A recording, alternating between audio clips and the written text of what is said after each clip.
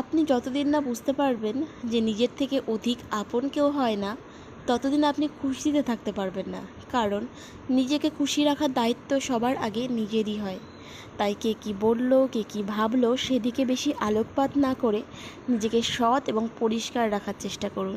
দেখবেন আপনি যদি কখনো বিপদে পড়েন, কেউ খোঁজ রাখবে না, বরং আপনাকে এড়িয়ে চলে যাবে। নিজেকে খুশি রাখতে গেলে নিজেকে ভালোবাসতে হবে। খুশি এমন একটা জিনিস যা অন্তর থেকে আপনা আপনি বহিঃপ্রকাশ হয়ে যায়। দেখবেন ছোটোবেলায় বাবা মা হাতে 5 টাকা দিয়ে বলতো, এটা আজকে তো টিফিন।